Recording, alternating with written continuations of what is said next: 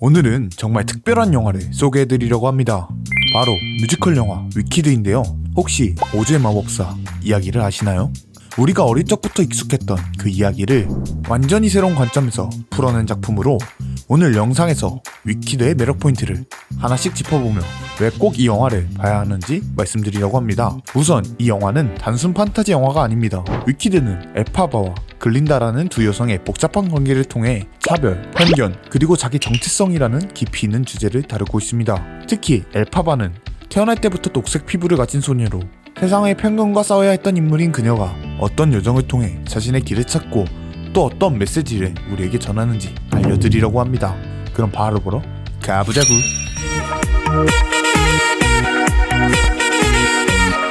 1. 스토리 개요. 영화는 엘파바라는 녹색 피부를 가진 소녀와 금발의 글린다의 관계를 중심으로 전개됩니다.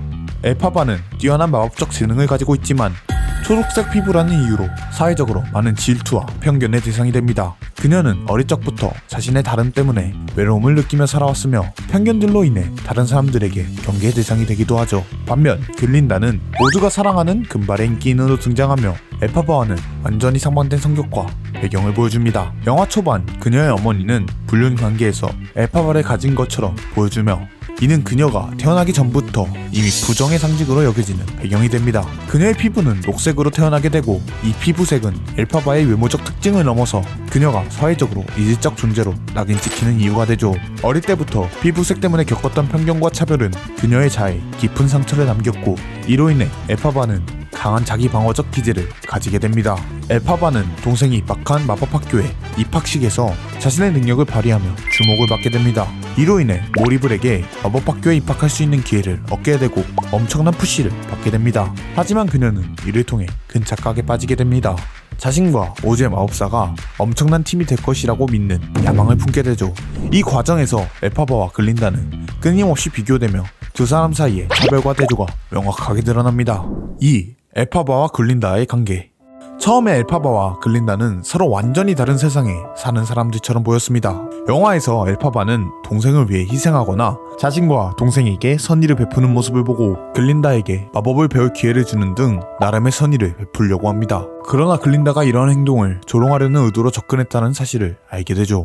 글린다는 엘파바를 이용해 자신의 우울감을 과시하려고 하였지만 학교 사람들과 벌어진 파티에서 자신의 우울감을 과시하려고 하였던 행동들에 무엇인가 이상함을 발견하였고 매번 엘파바가 글린다와 충돌이 생길 때마다 하였던 행동들이 아닌 슬픈 표정이지만 당당하게 춤을 추는 모습에서 그녀 역시 엘파바에게서 진정성을 발견하게 됩니다. 이 과정에서 글린다가 엘파바에게 사과의 의미를 담아 엘파바가 추는 춤을 추는 장면이 나오게 되는데요. 점차 사람들은 엘파바를 동료로 받아들이기 시작합니다. 이 사건을 통해 엘파바와 글린다는 급격히 가까워지고 피부를 통한 편견도 한층 벗어나게 되며 엘파바도 자신의 피부를 통한 자기 방어 역시 한층 벗겨지게 되죠. 3. 새롭게 생겨난 편견. 엘파바는 앞전의 사건들로 인해 친구들에게로부터 자신에게 오는 편견을 조금이나마 벗어날 수 있게 되었고 학교 생활이 한층 더 편해지게 되었지만 이 사회에서는 또 다른 편견이 생겨나기 시작하였습니다. 다름 아닌 동물들에게서 생겨나는 편견이었는데요. 자신이 교육을 받던 딜라몬드 염소 교수님이 잡혀가게 되는 일이 벌어진 것이었습니다. 이 일이 있기 앞전 딜라몬드 교수님은 다른 동물들과 오즈에서 동물들이 사라지게 되는 사건들을 이야기하고 있었고 그 와중에 엘파바가 이야기를 몰래 듣게 되며 이를 통해 엘파바는 자신이 겪었던 편견들과 동일시되어 보이는 사건을 듣자 동질감을 느끼게 되며 무엇인가 엘파바가 생각을 하게 되는 또 하나의 주요 포인트가 발생하였습니다. 다시 돌아와 딜라몬드 교수님이 체포가 되고 그 자리에 인간 교수가 오며 철장 안에 갇힌 동물들을 보여주게 되는데요. 이때 엘파바가 감정 조절을 하지 못하고 그 자리에 있던 사람들을 기절시키게 하는 능력을 보여주며 갇힌 사자를 꺼내 풀어주게 되는 일을 통해 새롭게 드러난 편견에 부딪히는 모습을 보여주게 되죠. 이 일들이 일어나게 된 이후 엘파바는 오즈의 마법사에게로부터 초대를 받아 에메랄드 왕국에 가게 된 엘파바와 글린다. 이 왕국에 가는 기차에 타기 전 엘파바와 글린다 그리고 피에로가 한자리에 모인 곳에서 동물들의 편견을 이야기하는 장면이 나오는데 이곳에서 글린다는 이 편견에 대해 안타깝게 생각한다며 사람들 앞에서 자신의 이름을 갈린다에서 글린다로 바꾸게 됩니다. 무엇인가 이 장면에서 사람들 앞에 서서 진심으로 동물들의 편견에 대항하여 이름을 바꾼 것이 아니라 보여주기식으로 이름을 바꾼 것처럼 느껴지며 엘파바가 생각하는 진심과는 다르게 보여주기식으로 하였다라는 느낌이 정말 세게 와닿은 부분이었습니다. 4. 오즈의 마법사와 엘파바의 갈등. 영화에서 오즈의 마법사는 단순히 선한 존재가 아니라 차별과 억압을 상징하는 인물로 그려집니다. 특히 제가 영상 초반에 말씀드렸던 부분, 초록색이 부정을 상징하고 무엇인가 차별을 상징시킨다는 색이라고 말씀드렸잖아요. 그런데 에메랄드 성 전체가 초록색으로 뒤덮여져 있다는 점에서 겉으로 보이는 모습, 밝고 선하고 착한 존재라고는 하지만 영화 속 초록색이라는 부분이 부정적인 부분에서 이 성은 부정하고 차별에 뒤덮여져 있는 공간이라는 것이죠. 엘파바는 오즈의 마법사의 초대를 받아 성에 가게 되지만 그곳에서 마법사가 자신을 이용하려 한다는 사실을 깨닫습니다. 그는 엘파바의 재능을 이용해 자신의 정치적 힘을 강화하려는 음모를 꾸미고 있었던 것이죠.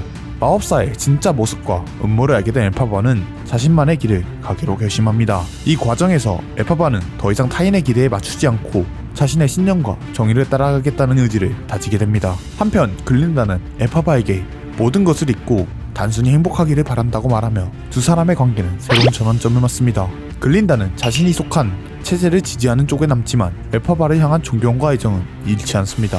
두 캐릭터의 선택은 서로 다른 방향으로 흘러가며 영화는 이 대조를 통해 관객들에게 강렬한 메시지를 전달합니다. 5. 테마와 메시지. 영화 위키드는 편견과 차별, 그리고 사회적 기대를 중심으로 다양한 주제를 다룹니다. 엘파바는 동물들과 같이 억압받는 존재들과 자신을 동일시하며 차별에 맞서는 강력한 의지를 보여줍니다. 반면 글린다는 처음에는 사회적 기준에 순응하였지만 엘파바와의 관계를 통해 성장하고 변화하는 모습을 보입니다. 영화는 특히 엘파바의 여정을 통해 자기 정체성을 잃지 않는 것의 중요성을 일깨워줍니다. 또한 글린다의 성장 이야기를 통해 인간관계에서의 이해와 타협이 얼마나 중요한지도 보여줍니다. 하지만 성장한 부분과는 다르게 사람의 본성은 어디 가지 않는다는 점과 자신의 이익을 위해서는 기존에 있던 세력과 힘을 합치는 부분도 보여주죠.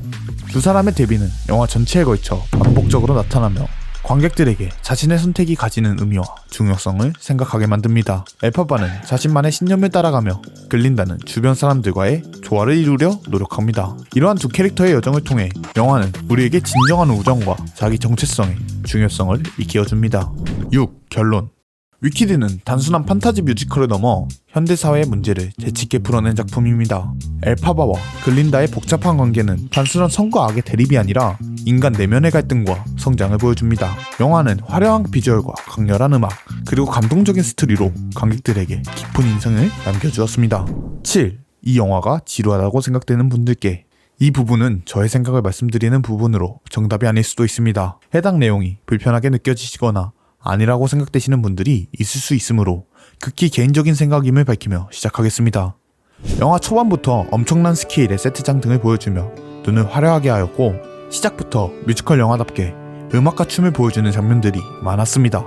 하지만 영화 극초반부터 너무 많은 춤과 음악 그리고 시각적 즐거움이 세다 보니 일반적인 장면에서는 루즈함을 느끼고 뒤로 갈수록 더 큰 시각적 즐거움을 찾는 분들에게는 딱히 즐겁다기보다는 여기서 또 춤을 추고 노래를 부르네 라고 할 수 있었을 것이라고 생각을 해보았습니다.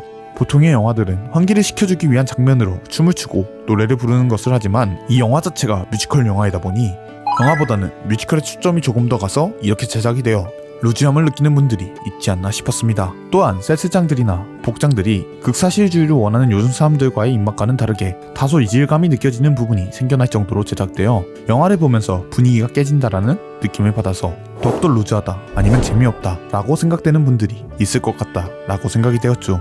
이건 저의 추측이긴 하지만 그럼에도 불구하고 화려한 시각적 즐거움과 청각적 즐거움 자체는 부정할 수 없는 영화여서 저는 즐겁게 보기는 했습니다. 여러분들은 이 영화를 보면서 어떤 생각이 드셨나요? 댓글로 남겨주세요. 조금 더 자세한 내용을 알고 싶으신 분들은 직접 영화 위키드를 보시는 것을 추천드리며 오늘 영상 여기서 끝!